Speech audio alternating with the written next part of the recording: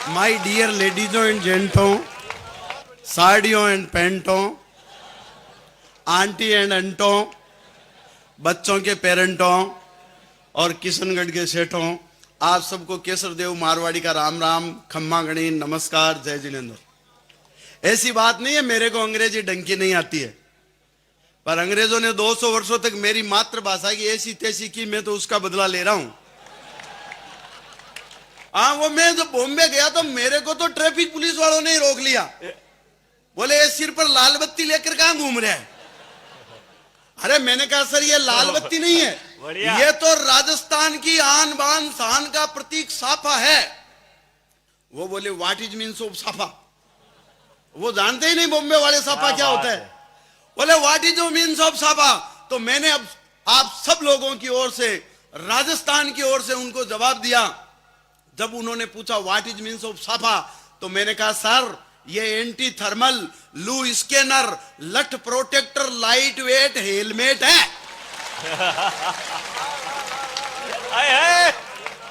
बढ़िया, बहुत बढ़िया भाई। अरे बोले वेरी गुड, ये तो बहुत काम की चीज है। मैंने कहा सर बहुत काम की चीज है, इसके तो मल्टीपर्पज यूज है, इसको होल्ड करके, फोल्ड करके, मोल्ड करके कुछ भी काम में लो। बोले एग्जाम्पल दो, तो मैंने उनको बताया सर, मैंने कहा इसको गोल करके तकिया, रोल करके रस्सी, खोल करके चादर बना सकते हैं, और झोल करे तो ये थैला बन जाता है, और सिर पर लगते ही आदमी मारवाड़ का छेला बन जाता है।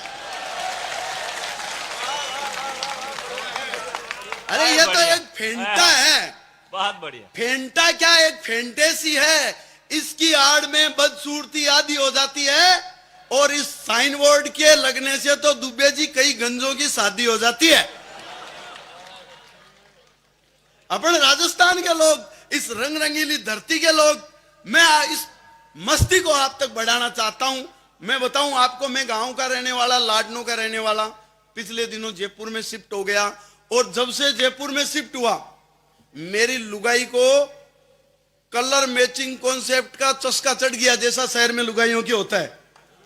वो जहां भी जाती कलर मैचिंग कॉन्सेप्ट की बात करती। हम किसी पार्टी में जाते तो वो पिंक साड़ी पहन के जाती। मैं पूछता पिंक क्यों, तो वो बोले पिंक सिटी में रहते हैं, गुलाबी नगर में रहते हैं, इसलिए पिंक साड़ी। मैंने कहा अच्छा, यहां भी कलर मैचिंग कॉन्सेप्ट। हम पिछले दिनों लाल किला गए, वो लाल साड़ी पहन के गई। हम हरियाणा गए, वो हरी साड़ी पहन के गई। हम पीली बंगा गए, वो पीली साड़ी पहन के गई। आदरणीय पाटनी जी, मैंने तो अज्ञात आशंका के चलते नागालैंड का टूर तो कैंसिल ही कर दिया।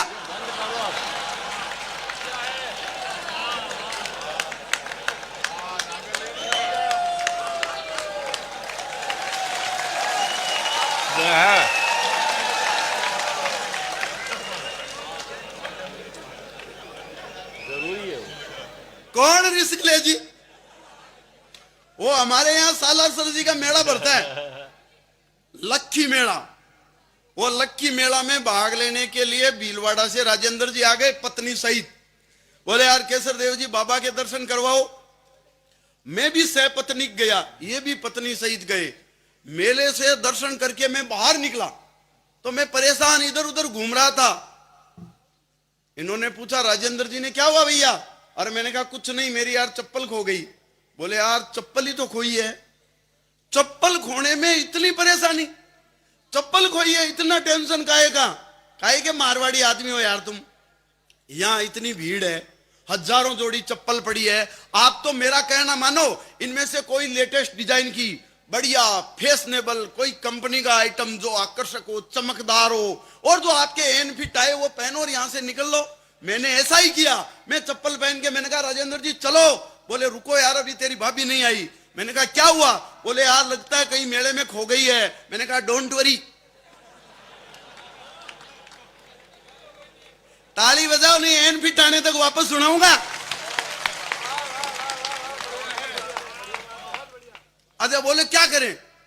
और मैंने कहा अब क्या करना है, भाभी खो गई तो खो गई, अपन एक काम करते हैं, पुलिस वालों को रिपोर्ट लिखाते हैं, पुलिस वाले ढूंढ लाएंगे, यहाँ मेले में इतनी व्यवस्था। बोले पुलिस वालों में नहीं जाऊंगा, थाने में तो रिपोर्ट ही नहीं लिखाऊंगा। अरे मैंने कहा पुलिस का काम है ये, पुलिस ढूंढ के ला देगी। भाभी जी खोई है तो उनकी रिपोर्ट लिखाई, पुलिस ढूंढ लाई। बोले ना, पुलिस के मामले में अपना एक्सपीरियंस बहुत खराब है।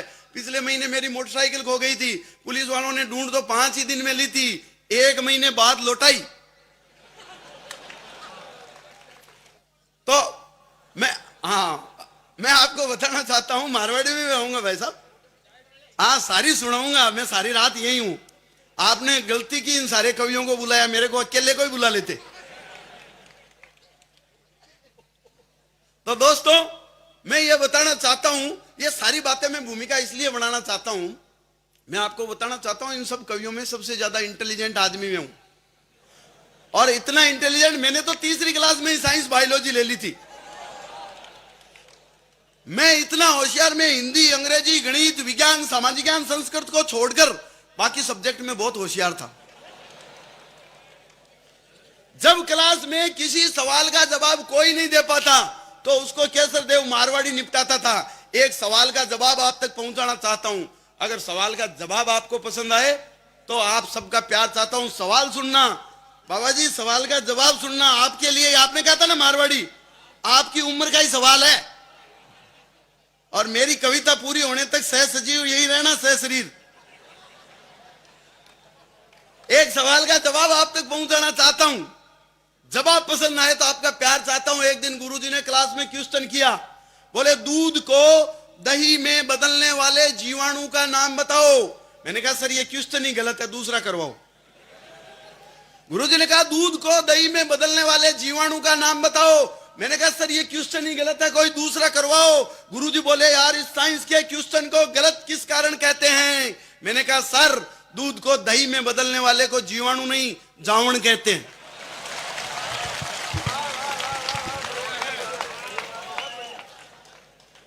और दूसरा सवाल आपके मन के अनुरूप लगे तो फिर आपका प्यार चाहता हूं। गुरुजी ने दूसरा सवाल किया, स्वागत है अपनी साइंस एडवांस गांव के लोगों की।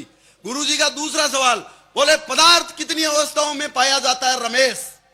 रमेश ने खड़ा होकर के कहा सर ठोस, द्रव, गैस, सॉलिड, लिक्विड, गैस। बोले एग्जाम्पल देखिए बता रामलाल। रामलाल ने कहा सर दाल दाल दाल। गुरुजी ने कहा यार ये दाल तीनों अवस्था में कैसे। केसर देव मारवाड़ी ने जवाब दिया ऐसे।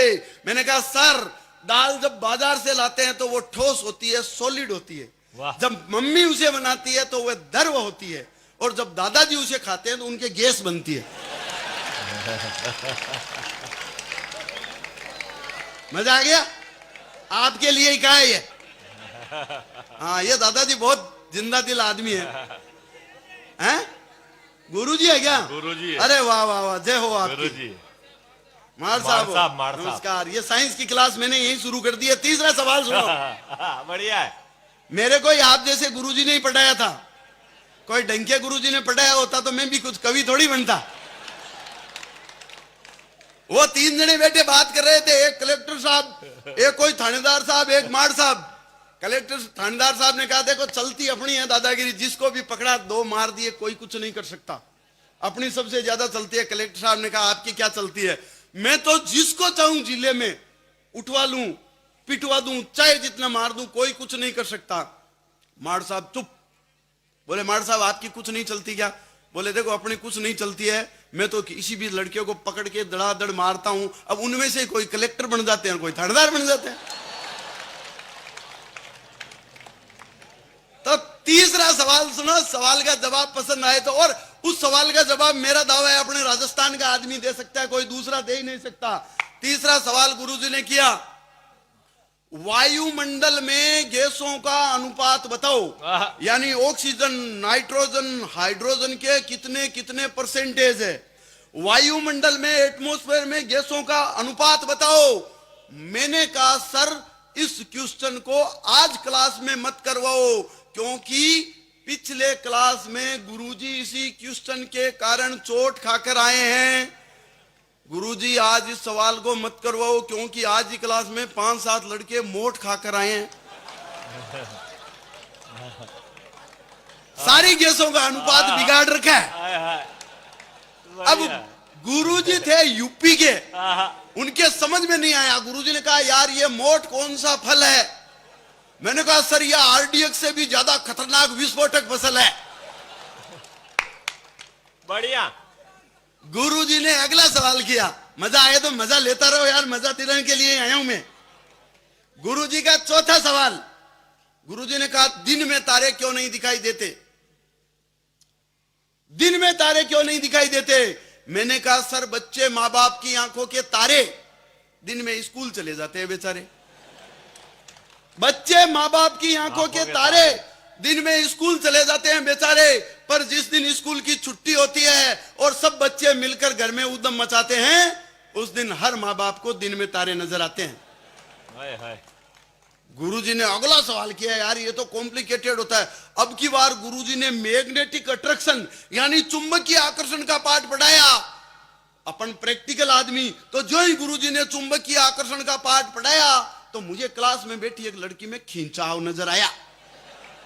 गुरुजी के जाते ही मैं अपने रास्ते से भटक गया, उस लड़की की तरफ मुंह करके स्वतंत्रता पूर्वक लटक गया, पर मेरे पड़ोस में बैठे भाई प्रवीण ने मेरी पोल खोल दी। गुरुजी डंडा लेकर आए, मेरी चमड़ी छोल दी। मैंने माफी मांगते हुए कहा सर इस डंडे से सारे फंडे स्पष्ट हो जाते हैं। मैं समझ गया पीटने से चुंबक के गुण नष्ट हो जाते हैं। वाह वाह। अरे गुरुजी ने कहा वेरी गुड, तेरी साइंस तो और एडवांस। गुरुजी सही बात है ना। मैंने अगला सवाल किया, गुरुजी ने कहा हृदय का नामांकित चित्र बनाओ। अब अपने को पल्ले ही नहीं पड़े हृदय किसे कहते हैं, तो मैंने दुबे जी से पूछा हृदय को हिंदी में क्या कहते हैं, बोले हार्ट। अपने को हार्ट का भी पल्ले नहीं पड़ा, तो नागर साहब ने बताया दिल, और मैंने कहा दिल का नामांकित चित्र बनाना है, तो अपन ने वही पान वाला दिल का चित्र बनाया, बीच में एक तीर का निशान भी फंसाया। और गुरुजी ने कहा नामांकित, तो अपन ने नाम लिखना शुरू किया, अनीता, कविता, सुनीता। गुरुजी बताओ और कितना। तो अपन इस साइंस से चले, तो गुरुजी ने सोचा यार ये छोरा साइंस का सत्यानाश करके बोलेगा, तो गुरुजी ने सब्जेक्ट बदल दिया। गुरुजी ने कहा संस्कृत की तैयारी कैसी है, अरे मैंने कहा बहुत बढ़िया है। बोले कोई नीति श्लोक सुनाओ, तो मैंने कहा सर सुन लो, धन्नो धावती अदे त्वय बसंती लजाया प्रसन्न अस्ति। गुरुजी ने कहा ये कौन सा श्लोक है, इसका हिंदी अर्थ बताओ। मैंने कहा चल धन्नो आज बसंती की इज्जत का सवाल है। अरे गुरुजी ने कहा संस्कृत भी लेख रट रखी है। मैंने कहा बिल्कुल सर। तो गुरुजी ने कहा एक काम कर, तेरे को एक श्लोक देता हूं, उसका हिंदी अर्थ करके बताओ। मैंने कहा सर श्लोक सुनाओ। गुरुजी ने मेरे को संस्कृत का श्लोक सुनाया, सर्वे भवन्तु सुखिने सर्वे संतु निरामया सर्वे भद्राणि पश्यन्तु मां कश्चित दुख भाग भवेत। इसका हिंदी अर्थ करके बताओ। मैंने कहा सर सुन लो, सर्वे भवन्तु सुखिने यानी सर्वे से पता चला है कि कोई आदमी सुखी नहीं है। सर्वे संतु निरामया, नीर यानी पानी, मय का मतलब नागर जी शराब। स्वागत। पंडित आदमी से पूछ लेता हूं, जरूरी है, हम ही बताते हैं आजकल। हाँ।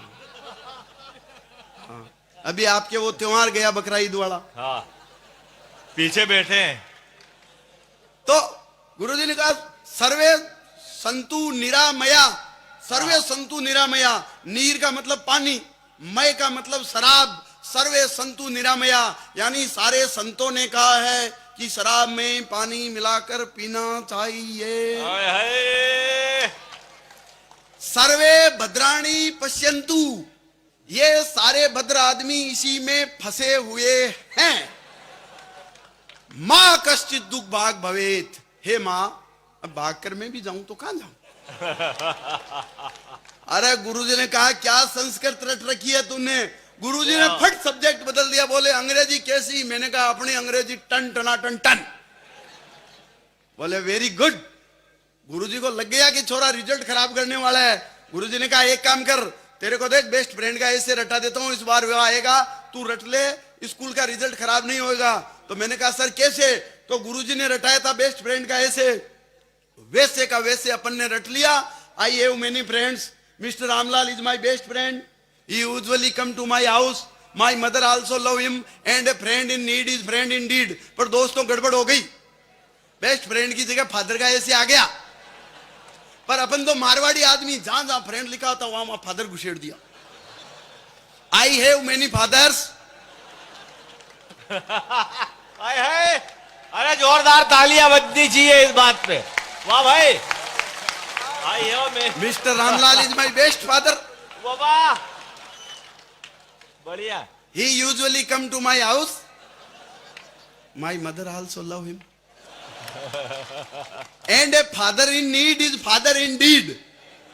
गुरुजी ने कहा क्या कर रहा है तू? अच्छा एक बात बताऊं, मैं जब 10th में पहुंचा तो मेरी जो इकोनॉमिक कंडीशन थी वो अफगानिस्तान सरकार जैसी थी। अपने पास बोर्ड का फॉर्म भरने के लिए 1000 रुपए नहीं, तो नागर जी ने कह रखा है वो जिसका कोई नहीं उसका खुदा होता है, तो अपन ने भगवान के नाम एक लेटर लिख दिया। मैंने कहा डियर भगवान जी, बोर्ड का फॉर्म भरने के लिए 1000 रुपयों की आवश्यकता है, तत्काल भेजो। अगर मेरा 1 साल खराब हो गया तो भगवान आप जिम्मेदार। भगवान श्री राम बैकुंठ धाम लिख करके अपन ने लेटर पोस्ट कर दिया। पोस्टमैन चक्री किसको दे? पोस्टमैन 2-3 दिन तक तो घूम रहा था, उसने कहा खोल कर देखते हैं अंदर शायद कोई क्लू मिल जाए। पोस्टमैन ने खोल कर देखा, अंदर लेटर पड़ा। उसे दया आ गई कि बच्चे की जिंदगी का सवाल है। वो वापस भागकर पोस्ट ऑफिस में गया, स्टाफ को दिखाया, बोले एक बच्चे की जिंदगी का सवाल है, अपने को हेल्प करनी चाहिए। सबने सहायता की, किसी ने 100 रुपए दिए, किसी ने 50 रुपए दिए, किसी ने 200 रुपए दिए। कोई विनोद जी अग्रवाला जैसे दातार थे 1 रुपया नगद ही टिका दिया। कुल मिलाकर के 800 रुपए हो गए। उन्होंने मेरे नाम मनी ऑर्डर कर दिया। मैंने बोर्ड का फॉर्म भर दिया, जैसे तैसे अपना काम चल गया। वापस धन्यवाद लेटर लिखा। मैंने कहा डियर भगवान जी, आपकी कृपा से मेरा बोर्ड का फॉर्म भर गया है, 1 साल खराब होने से बच गया है, इसके लिए बहुत बहुत धन्यवाद। हालांकि मुझे 1000 रुपयों की आवश्यकता थी और आपने भी शायद 1000 रुपए ही भेजे होंगे, बीच में ये 200 रुपए तो पोस्ट ऑफिस वाले खा गए होंगे। क्या बात है, हाँ बढ़िया बात है यार, बहुत बढ़िया बात। अब की बार भेजो तो कोरियर से भेजना। बहुत बढ़िया बात, बहुत बढ़िया, बहुत बढ़िया। अभी याद आ गया जहां मैं रुका हुआ था, वहां ये मार्बल वाले अपनी जैसी आदत है व्यवसायी वैसी बात करते हैं। छत पर बैठे थे 2 मार्बल वाले व्यापारी। उधर सामने एक बिल्डिंग पर कुछ औरतें बैठी थी, चांद की तरफ मुंह करके देख रही थी। वो मार्बल वाले आपस में बात कर रहे हैं, हालांकि उनको पता नहीं कि ये जो टनाटन होकर औरतें बैठी हैं उनमें से उनकी लुगाइयां भी है। आज ऐसी सज धज के बैठी थी कि अपनी लुगाई को भी नहीं पहचाने। दोनों व्यापारी आपस में बात कर रहे थे, यार माल बढ़िया है। दूसरा कह रहा था यार लगता तो फ्रेश का ही है। दूसरा कहता नहीं नहीं इसमें वो फिलिंग की हुई लग रही है। तीसरा कह रहा था आपस में बोले नहीं फिर फ्रेश का हो चाहे फिलिंग का, वो फिगर कितना बढ़िया आ रहा है। जिस भी आंगन में लगेगा चहक उठेगा, महक उठेगा। तो ये जो जिस व्यवसाय में जीते हैं, जो जिस परंपरा में जीते हैं, उसी की आदत है। अजय अपन तो मारवाड़ी आदमी, और मारवाड़ी आदमी जानते हो, राजस्थान का आदमी हिंदुस्तान के किसी कोने में जाए अपना सिस्टम इजाद कर लेता है। लोग राजस्थान के आदमियों के बारे में, मारवाड़ी आदमियों के बारे में जो कहता है वही बातें केसर देव मारवाड़ी आप तक पहुंचाना चाहता है। अच्छा आपको बता दूं इस देश की विशेषता, वो जब भगवान सृष्टि के निर्माण के बाद राजस्थान में आप लोगों में वो जो विशेषता है वो कहां से आई? वो जब भगवान सृष्टि बनाई तो सबसे पहले भारत की तरफ चले, सबसे पहले वो आए रूप लेकर, ब्यूटी लेकर, सुंदरता लेकर, तो वो कश्मीर के रास्ते से आए। आप जानते हो कश्मीर की औरतें कितनी सुंदर होती है, आदमी कितने सुंदर होते हैं। स्टॉक फुल था, भगवान ने खूब दिया। कश्मीर से पंजाब, पंजाब से आगे राजस्थान में पहुंचे, मारवाड़ी आदमी सामने आ गया, उसने भगवान को पटाना शुरू किया। बोले भगवान इतनी ठंड से आए हो, गर्मा गर्म उनको बाजरे की रोटी खिलाई, बढ़िया खीर खिलाई। भगवान खुश, इतने खुश हुए कि वो सुंदरता का सारा स्टॉक यही खाली करके वापस रवाना हो गए। अब आप देख लो दक्षिण में सुंदरता की क्या हालत है, नील स्टॉक। अब की बार भगवान वहां वापस स्वर्ग में पहुंचे तो देखा यार मारवाड़ी आदमी ने तो बावड़ा बना दिया लगता है। अब की बार भगवान आईक्यू लेकर चले, बुद्धि लेकर के, तो वो कश्मीर की तरफ से नहीं आए, उत्तर की तरफ से नहीं आए, नॉर्थ की तरफ से नहीं आए, साउथ से चले। आप देखो साउथ के लोगों में बहुत बुद्धि होती है, बहुत इंटेलिजेंसी, आईक्यू बहुत होती है। बढ़िया। वो उधर से चलते चलते राजस्थान पहुंचे, आगे वही मारवाड़ी तैयार, और मारवाड़ी ने कहा भगवान आप तो इतनी गर्मी से आए हो, तो उनको राबड़ी पिलाई, प्याज डाल करके बढ़िया रोटी खिलाई, भगवान खुश। वो बुद्धि वाला सारा स्टॉक वहीं खाली कर दिया। अब आप जानते हो आगे हरियाणा पंजाब में बुद्धि की क्या हालत है।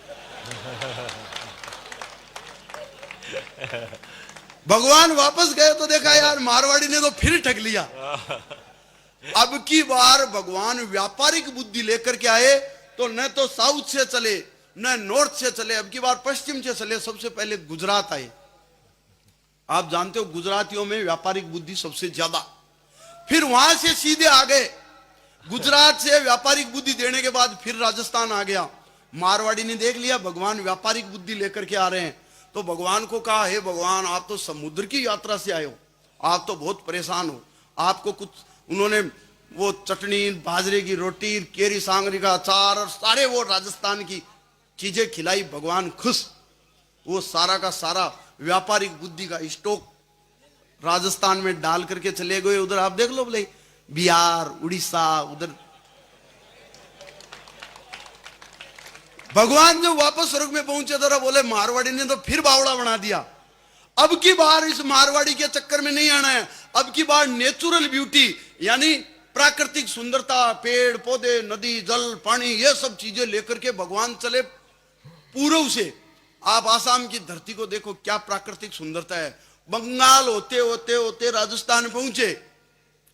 मारवाड़ी उन्होंने वो पहले ही तय कर रखा था कि अब की बार मारवाड़ी के चक्कर में नहीं आना है। भगवान एकदम सतर्क। अब की बार मारवाड़ी की लुगाई बाहर निकली। अब मारवाड़ी होशियार, उसने देखा भगवान तो प्राकृतिक सुंदरता और खेती बाड़ी लेकर आ रहे हैं, और ये मेरे घर वाले हैं, ये तो दिन भर बैठ करके कोई पीपल के नीचे बीड़ी पियेंगे और ताश पीटेंगे, खेत में काम तो मेरे को करना पड़ेगा। मेरे आपत हो जाएगी, 3 सीजन साल भर 3 फसलें लेने के लिए मेरे को दुख पाना पड़ेगा। तो भगवान उधर आए। भगवान भी सतर्क थे। मारवाड़ी की लुगाई ने खट घूंघट निकाला। भगवान को कहा भगवान पप्पूड़ी का पापा तो पंजाब गया है, और उधर भेज दिया। तो राजस्थान की ये जो धरती है वो थोड़े मरुस्थल रह गई, लेकिन व्यापारिक बुद्धि के हिसाब से हर बुद्धि में राजस्थान का आदमी पूरे हिंदुस्तान में नहीं पूरे विश्व में, मैं बताऊं जिस चीज के लिए जाना जाता है, आप सबके लिए गौरव की बात है, सम्मान की बात है। पर ये सब चीजें क्यों है मैं बताऊं। अपन मारवाड़ी आदमी, अपन राजस्थान का आदमी इतना होशियार क्यों है। अपन ये मीरा की विष की प्याली से चले थे, विष की बोतल तक आ गए हैं, लक्ष्मी मित्तल बनकर के पूरी दुनिया में छा गए हैं। वो बराक ओबामा, वो भी हम मारवाड़ियों को मामा मानता है, क्योंकि वो जानता है कि बिजनेस में आगे मारवाड़ियों से डायरेक्ट फाइट है। अरे मंदी के दौर में जब अमेरिका यूरोप की चड्डियां उतर गई, तो भारत का पजामा आज भी टाइट है। जैसे पजामे को होल्ड करता है नाडा, वैसे ही इंडिया की इकोनॉमी को होल्ड करते हैं मारवाड़ा। मारवाड़ का आदमी इतना इंटेलिजेंट, इतना होशियार, इतना जुगाड़ी होता है, इतना कबाड़ी होता है, बिजनेस का तो वो खिलाड़ी होता है। उसका दिमाग होता है हिमालय से ऊंचा, और उसका दिल बंगाल की खाड़ी होता है। लोग कहते हैं मारवाड़ी कंजूस होते हैं, मैं कहता हूं कंजूस नहीं होते, वो शाणे होते हैं। और दाऊद जी बताऊं आपको, मारवाड़ी आदमी इतना शाना कि वो कांचड़ी में से बेस निकाल ले। तो अपन मारवाड़ का आदमी, राजस्थान का आदमी तो कांचड़ी में से बेस निकाल ले, पॉइंट में से डैश निकाल ले, बकरी बांधेर भैंस निकाल ले, गोबर में से गैस निकाल ले, पर कभी घाटे का सौदा नहीं करेगा। और राजस्थान का आदमी तो इतना होशियार कि बचत के जो छोटे छोटे टोटके अपने राजस्थान का आदमी जानता है, हिंदुस्तान का कोई आदमी नहीं जानता। और राजस्थान के आदमी की तो पेंट नीचे से फट जाए तो वो बरमुंडा बना लेगा, ऊपर से फट जाए तो अपन थैला बना लेते हैं। मारवाड़ी आदमी तो पजामे के जेब इसलिए नहीं लगाता है क्योंकि पजामा दोनों साइड से पहनने के काम आता है। बढ़िया है। वो मुझे याद है, एक मारवाड़ी आदमी बस में बैठा था, उसने बीड़ी पी। उधर कोई एक यूपी का भैया जी बैठे थे, वो बीड़ी की चिंगारी उस यूपी के जो आदमी ने धोती पहन रखी थी उसमें छेद हो गया, धोती थोड़ी जल गई, हालांकि धोती पुरानी थे। पर 5-6 भैया जी आगे उठ करके बोले नुकसान कर दिया, नहीं कि नहीं धोती का नाश कर दिया, अब धोती के पैसे देने पड़ेंगे। 100-200 रुपए की धोती थी, 5 जनों ने मिलकर 1500 रुपए निकलवा लिए। मारवाड़ी क्या करता, दे दिए। वो देख करके चुपचाप बैठ गया। अगला स्टॉप आया। अब वो यूपी वाले जिसकी धोती जली थी उतरने वाला था। जो ही उतरने लगा मारवाड़ी ने हाथ पकड़ लिया, बोले धोती का पेमेंट हो गया? बोले हो गया।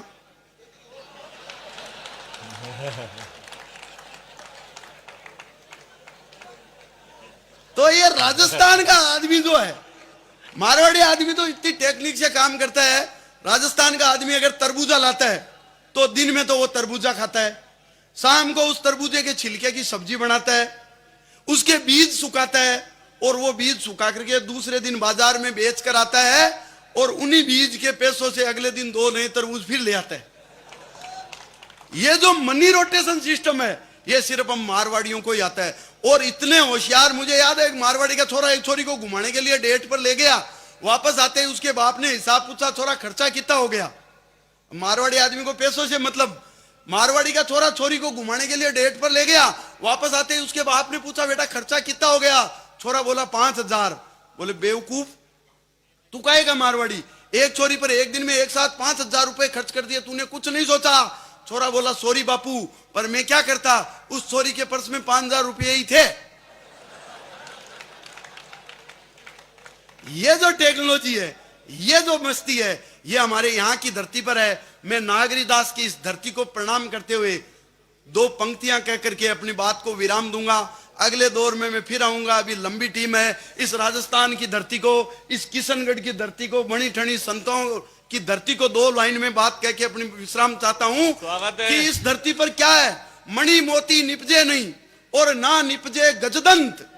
मणि मोती निपजे नहीं और ना निपजे गजदंत, संत सती और सूरमा इन धरती उपजंत, इन धरती उपजंत।